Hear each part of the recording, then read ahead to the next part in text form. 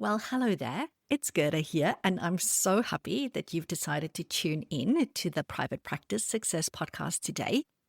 However, before I talk to you about today's topic, I did want to ask you a really important question, and this is the following. When last did you actually step out of the day-to-day running of your practice long enough to think strategically about where your business is heading?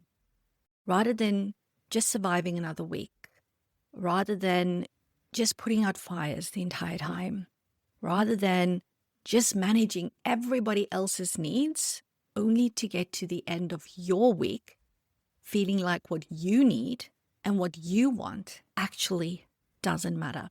When in fact it does, and it should. Because this is what I know, because I've been there, done that, and I see this all the time.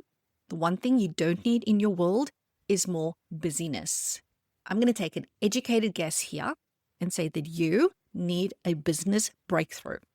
And that is exactly why I'm inviting you to join me at the 2026 Private Practice Business Intensive happening in Byron Bay this August. This is a 2-day in-person experience for group allied health practice owners who are ready to stop running on the hamster wheel and start leading their businesses with more clarity, more confidence, more strategy, and really, really importantly, more intention. Across the 2 days, we'll dive into ethical business strategy, leadership growth, future-proofing your practice, implementation, masterminding, and creating meaningful connections with other like-minded practice owners who truly get private practice. And let's be honest here, most of the times the breakthrough you need only happens when you step away from the practice long enough to finally see that bigger picture. So if you're ready for your next business breakthrough, I would love to facilitate it for you. Head on over to the show notes, grab your ticket for the 2026 Private Practice Business Intensive. I would absolutely love to welcome you there. Now let's get started with today's topic. Well, hello there, passionate private practice owner. My name is Gerda Muller, and you are listening to the Private Practice Success podcast. And this is episode number 78. Today, I have the pleasure of introducing all of you to the fabulous Melissa Langton from Exceler8 HR. Welcome, Melissa. It is so good to have you on the Private Practice Success podcast. Thank you so much, Gerda. And again, really honored to be able to have a chat or listen, have your listeners listen. So thank you. Well, I'm happy to have you here with us. So for context, for everybody listening, Melissa is one of this year's expert guest speakers at the upcoming Private Practice Success Business Intensive, which is happening in August in the beautiful, gorgeous Byron Bay. And Melissa is running a presentation called The HR Questions You Ask ChatGPT at 10 p.m. And I'm sure a lot of us can relate to that if we are being honest. So what we're going to do, I want to give everybody an opportunity to get a bit of a sneak peek into what Melissa is going to be sharing with us during her presentation. And for those of you that can't make it to this year's event, I still want you to walk away with some valuable insights, which I'm sure you will.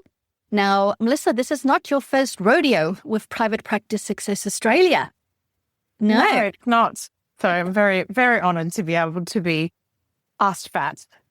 Yeah, so we've actually had you back twice now because you've spoken to the PPS Academy on performance coaching, which is really the most important thing you need to be doing, as well as then performance management. And coaching, of course, if you do that well, you don't need to do performance management. And those were two brilliant skill sessions that people still watch to today in the portal. Oh, wonderful.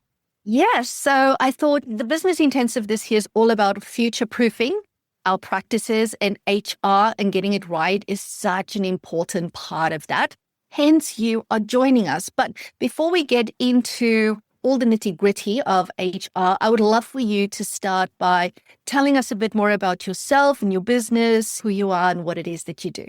Absolutely. So I've had my own business now for 14 years. So I too am an employee. I have employees as well. So I have HR headaches myself. For 14 years, I've had the business. So why did I get into the business? I was made redundant for the third time. So I went, the next person who makes me redundant will be me. That's a little bit of a fallacy. No, there's a little bit more to it, but that was the trigger. But I had found some really amazing tools that really personally hit me because my dad has had his own small business for 40 years. He's an accountant or was an accountant, financial planner, business advisor. And when I saw these tools, I looked at them and just the first thought was, geez, I wish Dad had had these when he was in business. So that's when I went, hang on, there's probably more people like Dad. And once I sort of got into it and started to understand how many small businesses make up the Australian economic landscape, I went, yes, there are definitely more people that need it. And hence my learning journey around small to medium. So I did do HR in large corporates, in government. I did HR in small business as well, internally. And I have such a passion for the small to medium because I genuinely think that is the backbone of communities and it's where we all connect. Those workplaces are an extension of the society in which we live in. And we, not to be too fluffy, but we are the custodians of that as small business owners. And I really want to support those small business owners to do that in the way that feels true to them and is with their purpose as well. So that's where and I'm originally from Rockhampton. So I'm a Central Queensland girl at heart and regional Queenslander. So again, I know how important it is for our regional communities to feel sustainable and contribute to something greater than themselves. So yeah, that's me in a nutshell. Yeah, love that. So I can hear that, business ownership runs in your blood, it seems. HR is probably one of the biggest headaches that business owners report to me, and I'm pretty sure I report to you as well. And I think not a day goes by that I don't get a Voxer or an email from a practice owner that I work with that's having to deal with an HR issue. And we're in the service industry and we need people to deliver our services. So there's a lot of people that we need to manage. And I think practice owners do struggle with it. Not only practice owners, business owners in general. Yeah. So it is such an important skill set and knowledge base that each of us need to cultivate. And you've not mentioned, so I'm going to mention it, that your clients refer to you as the people paracetamol, because your job is to help us say goodbye to our HR headaches and hello to the perfect people formula within our business. I don't think it will ever be perfect, but we aspire to do it as well as possible when it comes to HR. So excited to have you here. And I absolutely love the title that you came up with for our presentation at Business Intensive, because I think all of us has that 10 p.m. at night, even 1 a.m., 2 a.m. at night, moments where you're lying in bed and just wondering, am I doing the right thing? Am I being compliant? Have I made the right decision? So I'm wondering, why do you think does HR create so much uncertainty for us as business owners? I think when people enter into an employment relationship, and that's why I really very distinctly call it a relationship, because it's about there's an assumption that I know what's going on for them and they know what's going on for me. First mistake. No employee will ever think like a practice owner or business owner, and no business owner will ever think like an employee again, just because it's your own DNA. So you have really two different perspectives. And it can sometimes take a while for it to rear its, not ugly head, but those differences to show. So when you're actually dealing with it, you go, I thought I had this. How could they possibly think that? There's absolutely a reason they do. That's the first. The second one is because it really feels big. When it comes to HR, compliance, dealing with people, our myths really disable us.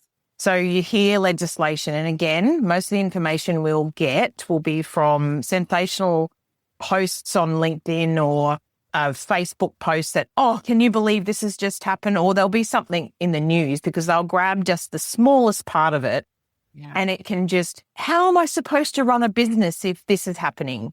What am I supposed to do if that's happening? So it just starts to become really big when what we don't understand is, well, how does this actually impact just me, and not knowing that?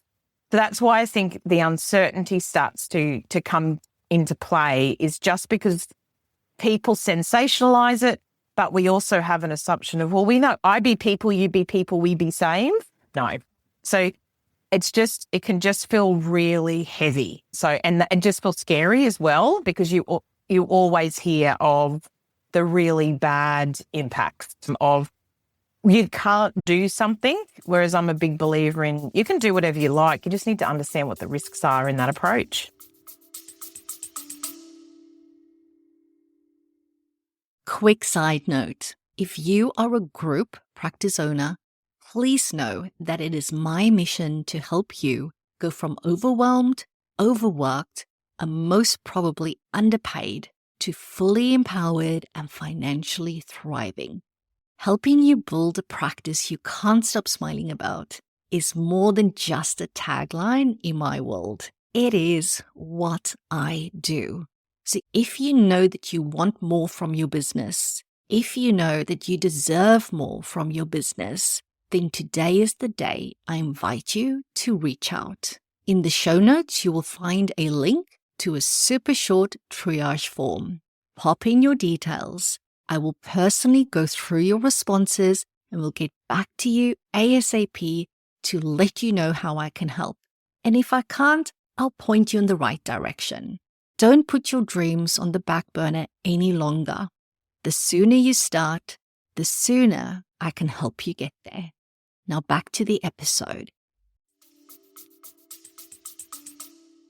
So true. And it's so very true, because it's the sensationalist stuff that gets blasted across social media, right? Yep. And then everybody's jumping on the bandwagon, and then you just start to panic and get fearful. And that can be quite paralyzing as well, in terms of not knowing what this means for you in your particular business. So yeah, I see that happening all the time. And I love when you mentioned in terms of knowing what the risks are. The way that I talk to myself is always, I need to know what's the rules of the game here. And sometimes the rules change. And I think a lot of rules has changed of late. And we almost need to learn the new rules, because the game has changed. And you can fight it, or you can go, okay, let's learn the new rules. And how do I play in a really great game within the context of these new rules? So very true. And the thing that you started off with, the fact that employees will never think like a business owner, and a business owner will never again think like an employee. And I think it's like, you know this logically, but you forget it in the day to day, right? Yeah. And then you get frustrated with your team members instead of going, let's step back. Okay, let's think like an employee. What are they thinking right now? What are they feeling like right now? So I'm glad that you raised that as well. Yeah, my pleasure. I see it a lot. And it's almost heartbreaking sometimes, because it takes everyone. There isn't I guess because I have such amazing clients, but there isn't a client of mine that doesn't have great intentions at the start. I tried and I gave them this and I gave them that and I gave them this, and now I've had enough. Whereas you didn't actually have to give all of that. And if you'd established sort of expectations and rules of the game from the start, it wouldn't feel so heavy. And it's really hard to watch and try to advise on as well. Yeah, I get that. All right. So if we think then in terms of HR, I do suspect a lot of business owners, when they think HR, yes, they think people headaches, but they also think paperwork and compliance, and it's so hard and there's so much. What would you say as an HR consultant? What do you believe is actually one of the foundations of building a business? Why is HR one of those foundational pieces that we just can't get wrong? Yeah. So I think not to change the name or anything, but if we just changed HR to just people, if you have people, you need a framework. Just like if you had one client, would you have a framework? Yes, you would. So it's no different. It's just like, what's our client experience, or our patient experience, or our customer experience? What's the employee experience going to be? So if we use that comparison, how many of us spend so much time crafting that journey? So it could be, they'll get this piece of information at the start. I'll give them this follow-up. Why are we not doing the same thing with employees? The first part of that is having a framework in how we're going to engage. You spoke before about rules of the game. Shouldn't we be establishing the rules of the game so that you know and they know what they are? So and I will 100% say you can go over the top with this and become an economic and admin warfare.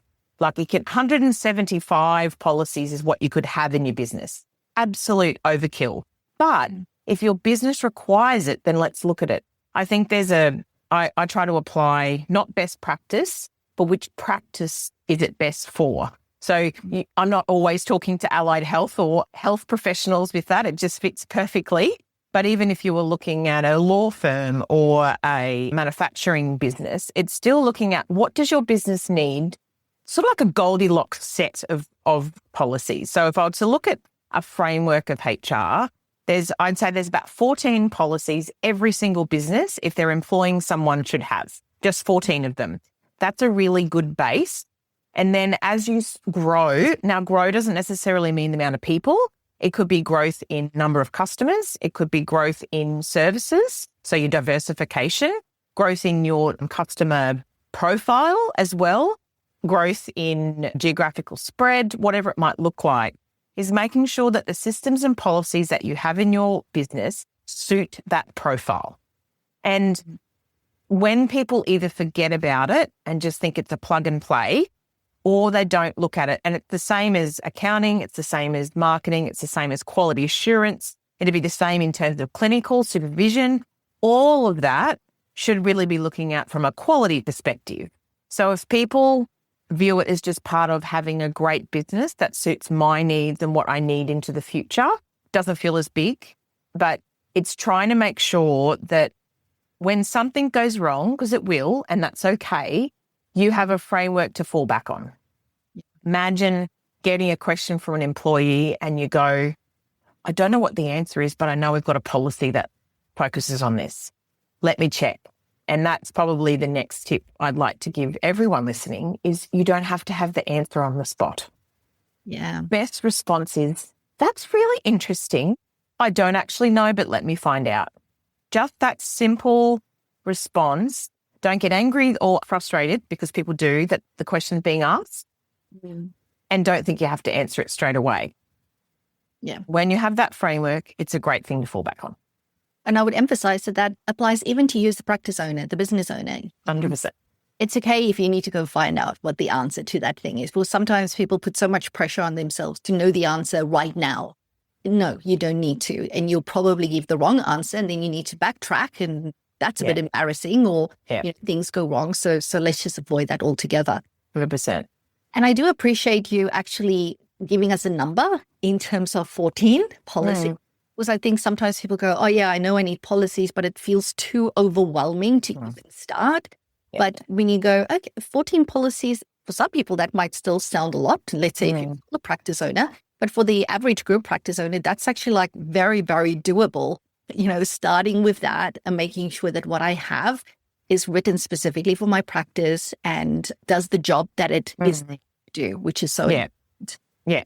And I think when it comes to those policies, a lot of the time people will spend an inordinate amount of time trying to craft them to make them look, which is great from a marketing or branding perspective. But those policies are just repeating what's in legislation. Don't try and make them too fancy. It's just literally, in that way, consultation is, I can't change this because this is legislation. So all we're doing is packaging up what's already in a very complicated legislative framework and putting it into a policy that's readable. Now, they may be dead boring, and I put myself to sleep all the time writing and reviewing these, but it's just what the legislation says. So I can't really change this. So it's just, let's suck it and see and add in the little bits that make a difference in our business.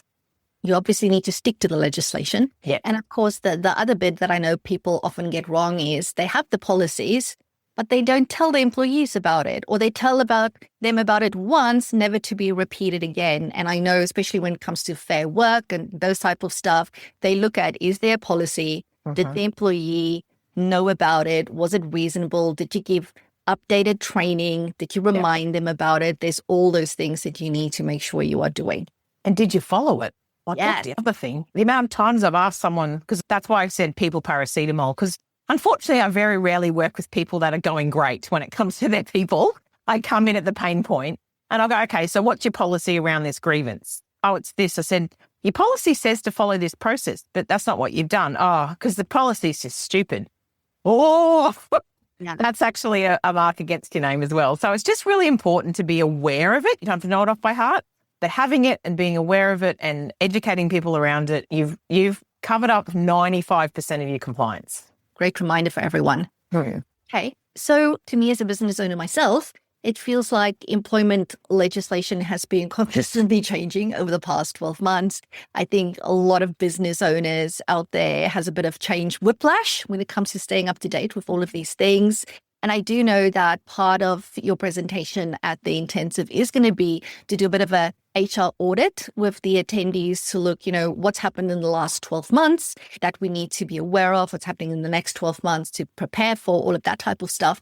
But I would love for you to share maybe, is there just one particular change that's already occurred that you are noting business owners out there have the most angst around? Right? Just that the rest of us feel that we're not alone and that it's very common. I don't think anyone's going to be surprised when I talk about psychosocial safety. That is a massive unknown as well. So what I talk about now will probably be different what I talk about in a month's time because it is completely evolving. The reason it's evolving so much is because, one, when it came out, it wasn't vague, but the issues that we're dealing with, and for those of us that are dealing even with a practice that deals with mental wellness, you would know that there is no linear to this. So I think one of the most important parts is to, one, educate what are they, and two, which ones can I tick off or which ones can I make sure I integrate into, there's about 14 of them when you look at a psychosocial risk. Some of them are almost, they should just be a given. So for example, everyone should have an employee assistance program. So EAPs, that is a really easy win to show that we are acknowledging that someone's psychosocial safety is important to us and they need somewhere else to go. I have no doubt that some of your practices have started looking at providing those. So that is your number one tip for marketing. Get onto that. Every business that I work with, the first thing I ask them is, what's your EAP? Most of them go, what are you talking about? Yeah. The second thing is understanding what your risks are. So I've actually started working with a legal firm that deals just with human rights, and they're a not-for-profit. So they've got a huge acknowledgement of psychosocial risks within the business just because of the cases that they're dealing with. That's just going to always happen. But what can we do to manage the others? So it's even trying to determine in your business, some of those are just almost a workplace hazard. They are always going to be there. It'd be like working with electricity or working with coal or something like that, or silica. So we just have to manage what we can. What are the other ones that we can reduce just by? So one of the other psychosocial risks is job demands.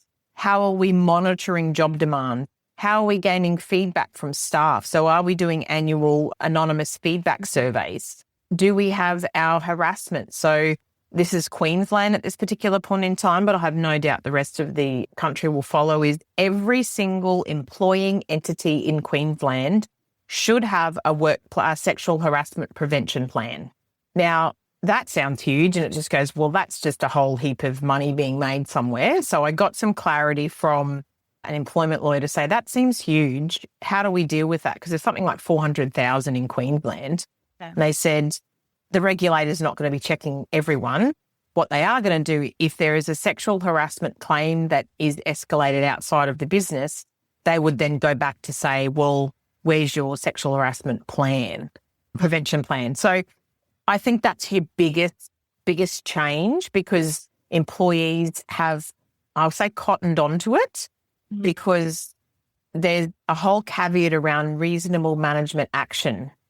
If you don't have a process around what that reasonable management action looks like, it's very hard to defend it. Yeah. So because psychosocial is not fair work. Psychosocial is work cover or your work safe or whatever it looks like. Very different kettle of fish.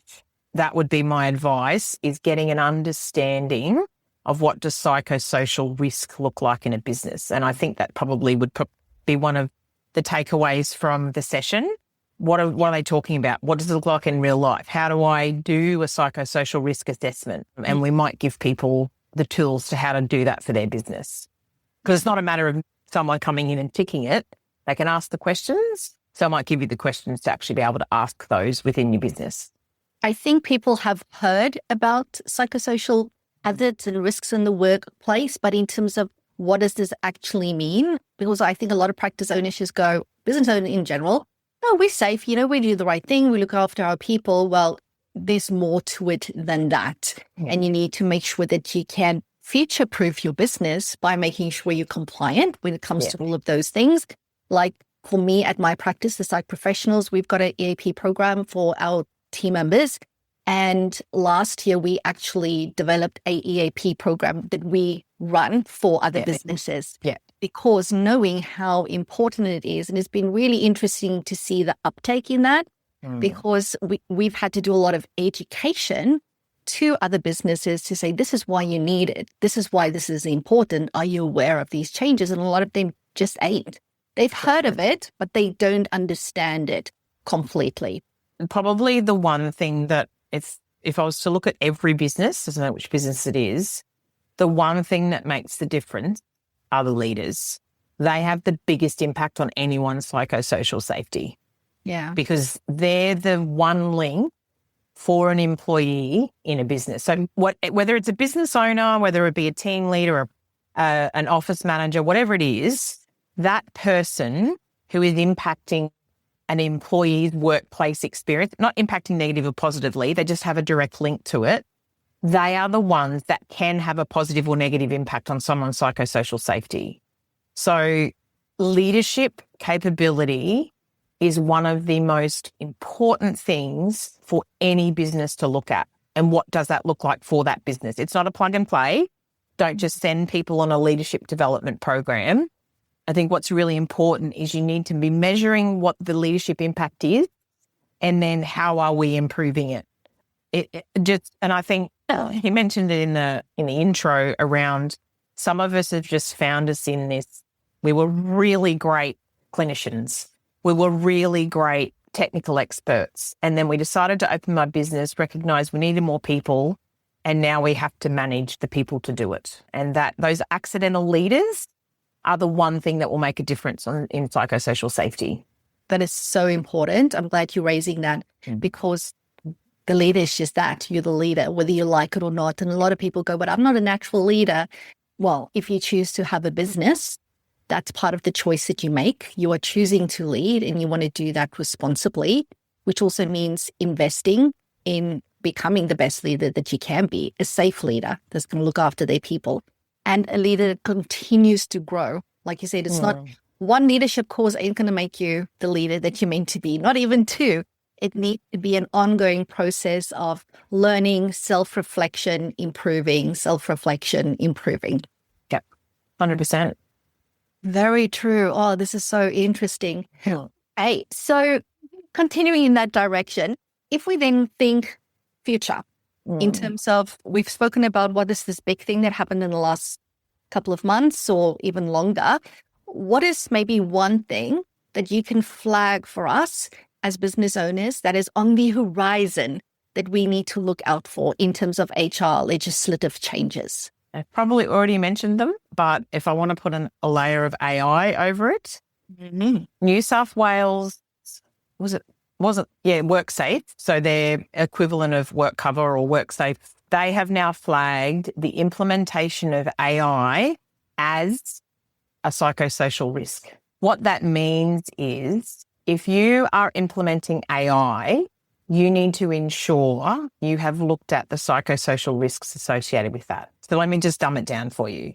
You have Mary sitting in an accounts role or a customer-facing role, and we've decided we're going to introduce an automatic messaging to be able to take the calls wherever it needs to go. Or they're going to have a bot on the website that normally Mary would be entering in the responses, but the bot is now a whole heap more effective, and then we can get proposals off to them straight away. So essentially, Mary's role has been reduced by 25%.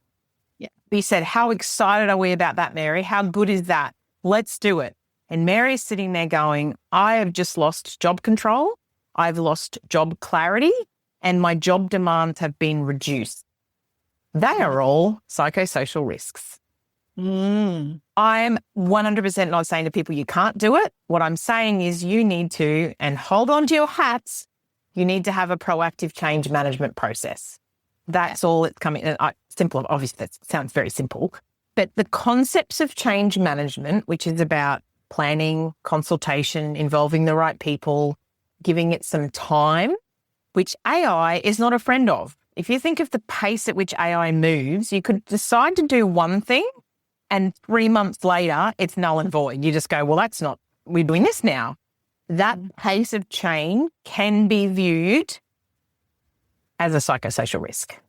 So if we just mold all of this into it, it is so important for business owners to be honed in on their why, their North Star, that vision, what they want to be achieving, and giving decision matrix around it to be able to, because you can get lost. There's bright, shiny things everywhere. And that is a psychosocial risk that you can generate you can even generate a psychosocial risk by telling people of all of the options that we have. So, which is really lonely. Like that's not being able to talk to your staff about all of the exciting options when they're sitting there going, I'm deer in the headlights, I don't know what's going on. That's where having peers, having a mastermind, having a coach to be able to allow you to do that big sky thinking and then bringing it back to your team to say, this is where I would like to go. How are we going to get there? Because I want to involve you. You can't just implement it. So that is the one thing that I think, so thankful. I mean, there's legislative changes happening left, right and centre, but they're all, that's easily managed just by knowing what, you can ask someone a question, probably could ChatGPT it. But what ChatGPT can't do is look at, I've got this issue and these are the people I have to implement it with. What do I do? Yeah. That is just the biggest. It's just the pace of change. Everyone's so tired. Like change is just, as you said, whiplash. Oh my goodness. The chiropractors and osteos and physios out there. Oh my goodness. You're just neck issues everywhere. Yeah, but I'm really glad that you raised that. And it also links back to what you said at the start, that the business owner thinks differently to an employee and the employee thinks different to the business owner. And never assume that, of course, Mary's going to know how amazing this is, right? And of course, Mary's going to know that now we can use her with something else or we can give her something else to do.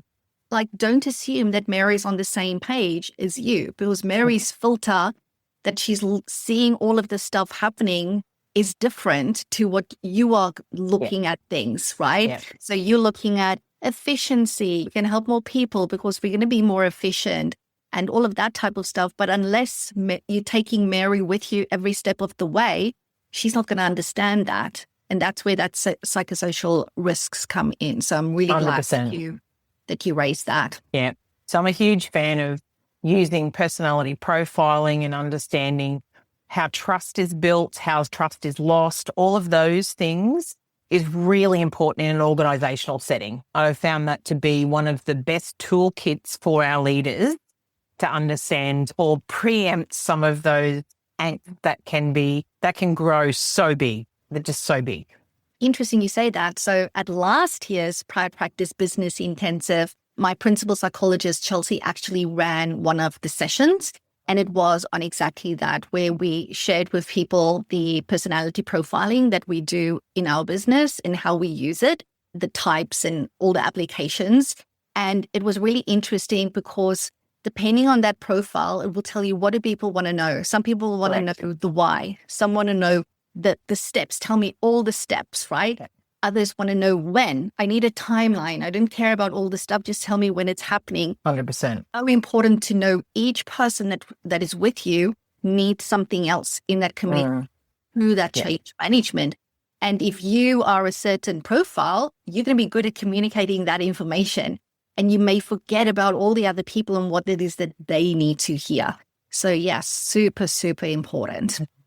This is so good. I'm sure everybody listening is just going, yes. Okay. Right. So share with me, I want to hear like more bigger picture HR myths, right? What is that one HR myth that you hear over and over again from small business owners that you want to bust today for us? I pay above award, therefore no award is applicable. Oh, yes. Tell me more. Probably the only person in your business that doesn't have an award applicable would be you as the business owner or practice owner. I guarantee you. So this is the simplest way to look at it. Pay is just one element of an award. Awards give us a framework for how we will engage with someone during their employment. Full stop. Yes, there's 122 of them. How do you know which award is applicable? You have to profile the role properly, and it's by role, not by business. So some businesses I've had clients where there's been 5 awards and they've had 15 staff. Wow. So it is role specific, but what's important is that you know how to read it or get someone to. That's why I do what I do. But it's trying to compare what does the award say and how much am I paying them, or what's their conditions of employment? How do they compare, and are they better off with what I'm giving them? They call it a BOOT, which is better off overall test, but I'm not going to bore people with all of the acronyms because Fair Work love them. But that's essentially, I guarantee you, most roles will have them. It depends on if you're paying people above the income threshold, which I think is $170,000. I don't know how many practices would have an employee that's getting paid that amount as a base salary. But yeah, that's the biggest HR myth, is has nothing to do with salary and has everything to do with the role that they're delivering, not the industry you're working in. That's it. Okay. Please check, because you will have underpayment. Underpayment are now a criminal offence. You can be jailed for underpaying. Now that is a quite, whoa, don't be too concerned, because they're looking at millions of dollars in underpayments can get to that point, but they have made it a criminal offence, especially if you knew what you were doing. No one on this podcast listening will be doing anything deliberately. It'll just be, oh crap, I just didn't know. And it might be that you didn't pay a couple of $1,000s, not millions. So yeah, but it's just important to give it the context and the gravity it deserves. So what I'm hearing is that you need to know what award applies to you, and then you really need to know that like the back of your hand. And you probably also need to do what we do at the practice. We just did this 2 weeks ago. Every year in June, we review every job against the reward. Like, is it still the right reward? Is it still the right level? What's the pay structure like? And we actually document that entire process in order to ensure that we get this right. Gold star, Gerda. Good on you. Yes, that's exactly. It's called an annual reconciliation, and you should be doing it every year, if not if you've got a lot of changing hours and this is for everyone listening, if you've got a lot of changing hours whether it be shifts or whether it be overtime or a huge project that you did over a period of time that someone put in extra hours, you really should be doing it after that to make sure you haven't underpaid them according to the award. The most unsexiest part of what we do, but boy, is it important. Yeah. Well, I've learned something today. I didn't know that there's a name for it, an annual reconciliation. Sure is. Right? Because when I hear reconciliation, I think finance, but no, there's a reconciliation as well. So if we think we've just talked about to pay back money, it's a criminal offense. So what could happen then? If we think of compliance, yes, it's probably more than just trying to avoid fines, getting in trouble with Fair Work and the ATO. That's the stuff that most of us are really scared about. But I'm pretty sure there's also a lot of other hidden costs of getting HR wrong. Do you want to touch on some of that, perhaps? Absolutely. So it's really that Fair Work piece it's actually the cheapest consequence sometimes. And sometimes you may not even have that consequence. You suffer all of the others and don't even know it. So it's what's happening inside your business long before anyone makes a complaint. First of all, you can't prevent a complaint. That's really important. Someone that says, well, I just don't want a complaint, know that you can't do anything about that, because this is another human who is interpreting what you're doing as a team. It all comes back to, are you living and breathing your values? How are they interpreted throughout your business? How are you linking your strategy to the actions of everyone's every day, and leadership. That is it. So all of the stuff getting wrong, it just comes down to no one knows what's going on. What are my expectations? Bob over here is doing one thing, Mary's doing something else, and Chelsea's sitting over there. I don't know, well, I was told I was supposed to do this and they're doing something completely different. Just remember, the lowest performance that you accept, everyone, that's the bar. So everyone that's as much as they have to go. So that is your biggest cost. Turnover, burnout, that's where your psychosocial starts to come into it. But just, if I was to be really frank about this, it's an erosion of your baby. This is your DNA. This is your business. You've worked so hard to maintain it and develop with your clients. Whatever effort you put into your clients to develop that brand is the same amount of effort you should be putting into your team members. Actually, scrap that. Don't worry about your clients. Your team members look after your clients. You look after your team members. They'll look after your clients. Your clients will look after your business. Business will look after you. And the cycle. I have no doubt that you've all seen the cycle. Just put the effort in there and you will just reap rewards. But just make sure it's targeted. Make sure it's not this flap. And culture is not about, if I was to be really cheeky and say the other HR myth, culture is not about having half-day Fridays, having birthdays off and cake, and we have a barbecue every week. That is not culture. So if you think that's your culture, guarantee your culture is being managed by your employees, not managed by you. I call that the hugs and cuddles culture. That's the culture that you want, because it's not about hugs and cuddles. It's about all that other stuff, leadership, values, working towards the same thing, knowing what this mission is that we're here to, pulling one another up, raising that bar. And you need to actively work on creating that, or it creates itself, and then it might be a monster that you don't want in your business. 100%. And it's linking, what am I doing now to that value, to that mission, to like today, if I empty this bin at this time of the day, how is that helping us to achieve the results? And you as a leader should make that alignment. Yeah. Love it. I'm glad you snuck that second myth in, because I think it's very relevant. Okay. So if somebody's listening today and they realizes, holy shit, I'm not fully compliant in this or that area, what would you tell them? Because they might be panicking and going, I don't even know there's this thing called psychosocial risks. What would you tell them? What should be their first thing that they should do? Don't panic. So keep calm and carry on. I think what's really important is to try and understand, well, where do I think my pain points might be? Talk to other business owners. I think that's talk to me, clearly. But I think it's a really important, are there issues? And have I done any sort of pulse check on it? Have I spoken to anyone? Are there some trusted people or not so trusted people? Because they sometimes not always the noisiest voice is the one that has the right. It could be the quietest person. So again, go back to those personality profiles.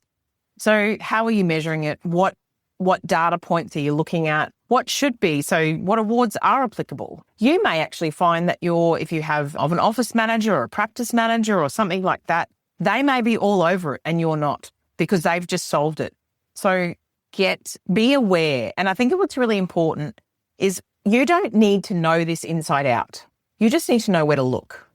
And that's the one thing. What I'd like people to move from is, if they've come on today and they were unconsciously incompetent, I want them to believing consciously incompetent and moving to consciously competent reference. I just need to know where to look. That's all I need. That's all you need, because we are all experts in our field for a reason. Please do not ask me to counsel anyone. Please do not ask me to do your books, and please don't ask me to do your marketing, because I'm really crap at it, but I'm really good at this. So get your experts in the right space. If someone says they can do it all for you, please make sure they can, because there are so many cow people. I'm not going to gender it, but so many people that are just randomly, I'm great at all of it. I'm great at just everything, and I'm an expert, and they probably aren't. So please make sure they've got the credentials, because you can lose a lot of money, and really hone in on what is it that I want to solve first. So that would be my advice. very, very good advice. And correct me if I'm wrong, but my input would be don't get your advice from Facebook groups. That's probably, I know a lot of people have got good intentions to want to help and give you input, but they aren't HR experts, right? Oh, maybe if you are in a Facebook group for HR experts, but most of us aren't because we're not HR experts. So you have to be that's not the filter through which you make HR decisions. This is where you have to go to an expert in HR to help you with these things. There is no way you would make a financial decision based on a Facebook. But not because they, as you said, not because of bad intention. You're not giving the full picture. It's exactly the same as going to ChatGPT. You will give ChatGPT the information you think it needs, and it will spit out the information that it thinks you want because you have a history and it knows what you want to see. So it actually feeds that same tone of voice, that same language, and it can be quite emotive or it can be quite fact-based. But there are so many pieces of context that are missing. So the advice actually lies in the listening. The advice doesn't lie in the telling. So that's where it's really important to be able to listen to what the issues are, because most people will come to me with a symptom, not a problem. Because when I actually look at it, it's all of these symptoms they're feeling, which we need to solve them. But the underlying problem is so much deeper. And if you're only giving the symptom, it'll just give you a solution, which is not always the problem that we're dealing with. And that's where I think, and even from a Fair Work perspective, what they're actually finding, they have had like a 200% increase in cases coming to them because employees are going to ChatGPT and saying, this is what happened to me at work, their perspective. ChatGPT is coming back saying, that's wrong. You can't do that. These are all the reasons why. That is being submitted into Fair Work. Fair Work is now coming back to those employees and saying, please understand, if you progress with this claim, we will be charging you, or you will have to pay, if you're unsuccessful, you will have to pay the legal costs of the employer because they are just overwhelmed with all of these ChatGPT lawyers. So, yeah, that will only get worse as well. And that emphasizes that whole point of that it assumes what you want. It gives you what you want to hear. It talks through that filter that you've inputted into it, that you've trained it to think like. So if I'm the business owner, it's going to think like me, right? Yeah. It's not going to think of the employee and it's going to side with me. So yeah, it's a very dangerous, slippery slope. So let's forward to, it's August 2026. We're sitting in the room at the Business Intensive in gorgeous Byron Bay. If I'm an attendee and I'm coming and I think you are talking on the Wednesday and I'm attending your presentation, what will I leave with that I didn't have or know before I walked into the room? Well, if you've listened to the podcast, you're going to be a lot more prepared than someone who hasn't, for starters, because I will be talking about some of the things that I've been speaking about today. But if I just look at what are we going to walk out with, I want you to be more confident. I want you to be confident you know where to look, you know how to counter some of the gossips, that barbecue gossip that you'll hear. Oh, no, that can't happen. Actually, these are some of the issues. So, for example, if someone says, well, the right to disconnect, you can't contact your employees, that's actually incorrect. You are able to contact them, but you don't have to expect a response, blah, blah, blah. So I really want them to make sure they know what matters for their business. So I don't want to quote a whole lot of legislation. I want us to actually look at, well, what's happening for you right now and what could be a solution.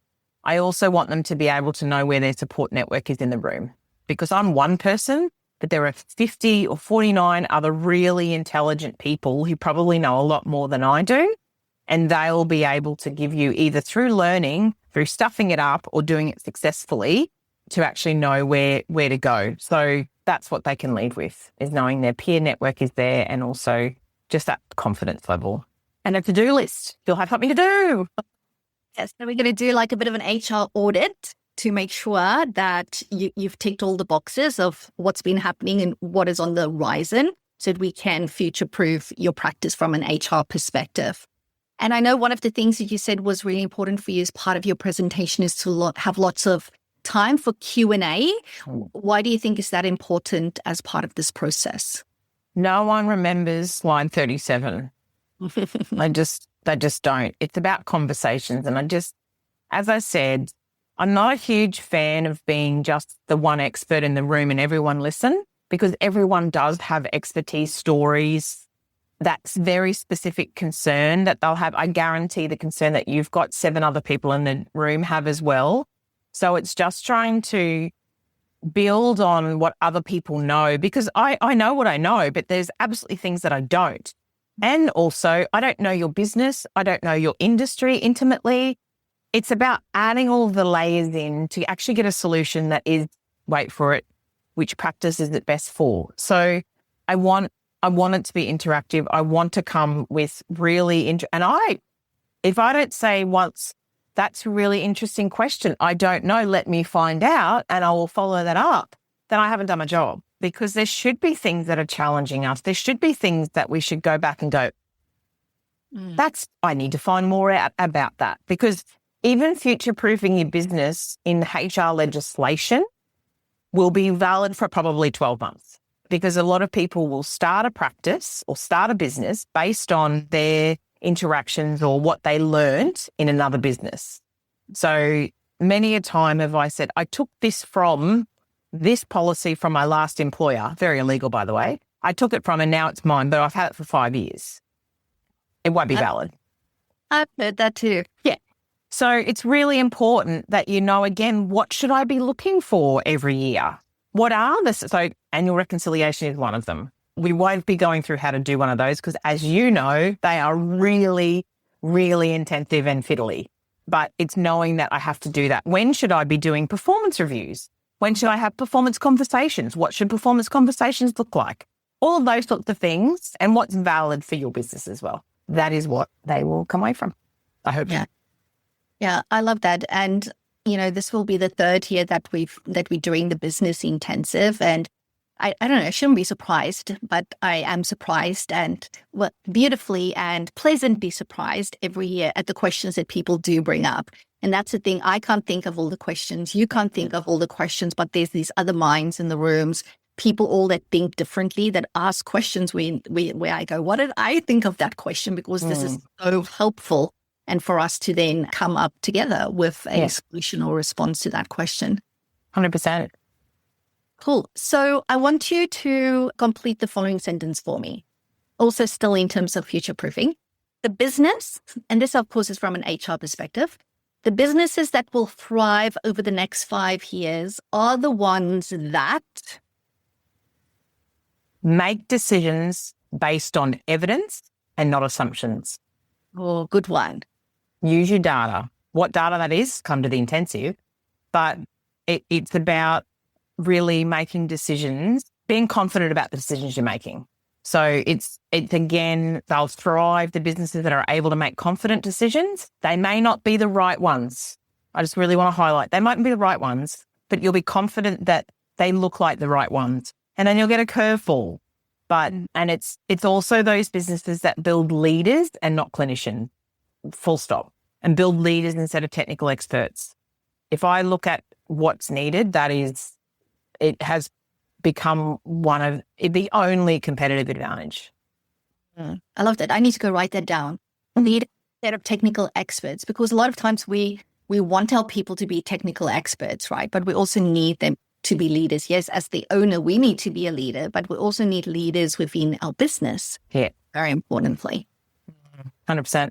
And the other thing is the second time I think you've mentioned the confidence piece, people needing to be confident. And I think that's so important because if you don't have the confidence, you won't make a decision or you won't take that next step. And that's all the stuff that keeps us stuck. And then we get hard on ourselves because I'm not moving forward. I'm working so hard, but nothing's happening. It's because you didn't take that step. And it's about getting that confidence and that clarity to go, I'm going to make the best decision I can with the information that I have on hand. And whatever happens, happen. And having the confidence that I can deal with that. Yeah. Having the confidence that I've got somebody in my corner that can help me with it when I need it. 100%. That's super important. And I wrote a blog about the confidence trap in leadership. And it's even challenging what your version of confidence looks like, because sometimes people have an assumption that a confident person is someone that walks into a room and commands it, or a confident person just makes decisions and sticks to them. That's not confidence at all in the context of what we're working with right now. Have you read The 5 Dysfunctions of a Team by Patrick Lencioni, Gerda? Like some time ago. Yeah. Yeah. That's actually, if I look at that framework, that is probably more important now than it was when it was written, because the foundation is vulnerability-based trust. So it's the ability, and this is where it's the confidence to say, I don't know, or we got that wrong, or we need better something. It's having that confidence to be able to put your hand up to say, yeah, stuff that up. This is really, I can only make the decision based on the information I have right now.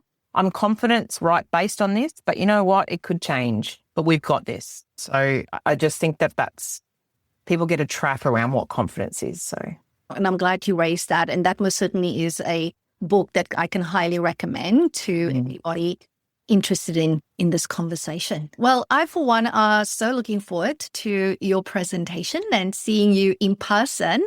It's going to be so super cool. So for everybody listening, if you found this of interest and you want to join us at the 2026 Business Intensive, please know registration is still open until midnight on the 17th of July, 2026. So be sure to get your tickets. I'll put a link to the website in the show notes. I'll also put a link there to your contact details, Melissa. If anybody wants to reach out and have a powwow with Melissa about anything and all things HR, please feel free to do so. So thank you so much for your time and really appreciate you coming and sharing with us here on the podcast. I'm so happy to have the opportunity and can't wait to see you in person. It'll be amazing. Thanks, Melissa. And to all our listeners, thank you for tuning in. And as always, remember that I am here to help you build a practice you can't stop smiling about.